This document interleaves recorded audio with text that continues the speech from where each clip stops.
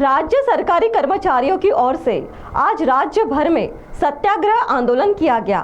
चंद्रपुर में भी इस संदर्भ में किए गए आंदोलन के दौरान आंदोलनकारियों ने अपनी मांगों को लेकर क्या कहा, आप स्वयं सुनिए उन्हीं की जुबान।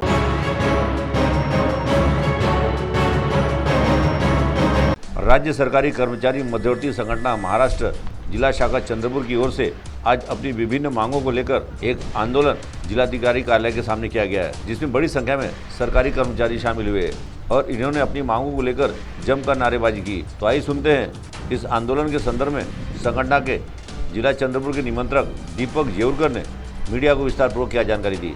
राज्य सरकारी कर्मचारी मध्यवर्ती संघटना महाराष्ट्र आणि समन्वय समितीच्या माध्यमातून संपूर्ण महाराष्ट्रात आज 2 तासाचा सत्याग्रह आंदोलन करण्यात येत आहे। राज्य सरकारी कर्मचारी संघटना व जिल्हा कर्मचारी व जिल्हा परिषद कर्मचारी आणि शिक्षक कर्मचाऱ्यांच्या 16 लक्षवेधी मागण्या आहे आणि या मागण्या लवकरात लवकर मंजूर कराव्या यासाठी हा संपूर्ण महाराष्ट्रभर 2 तासाचा सत्याग्रह आंदोलन करण्यात येत आहे।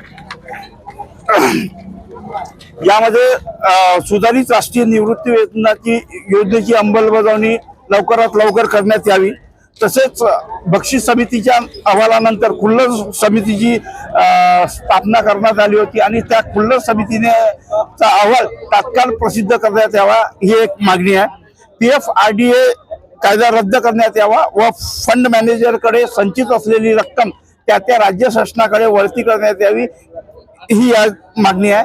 तसेच कंत्राटी रोजंदारी आणि अंशकालीन कर्मचाऱ्यांना कायमस्वरूपी नोकऱ्या देण्यात याव्या या आणि अशा विविध मागण्यासाठी आज संपूर्ण महाराष्ट्रात राज्य सरकारी कर्मचारी संघटना आणि समन्वय समितीच्या माध्यमातून आंदोलन करण्यात आलं आहे आणि तसेच तेच आंदोलन आपण चंद्रपुरात सुद्धा केलेलं आहे। माझी या प्रसंगी महाराष्ट्राचे मुख्यमंत्री माननीय देवेंद्र फडणवीस व शासनाला विनंती आहे की त्यांनी आमच्या मागण्या तात्काळ मंजूर कराव्या, नाहीतर होणाऱ्या पुढच्या आंदोलनास आपण तयार राहावे अशी या प्रकरणी मी धमकीवजा विनंती या राज्य शासनाला करतो आहे। धन्यवाद। CTV के लिए हमारे प्रतिनिधि वैभव की रिपोर्ट।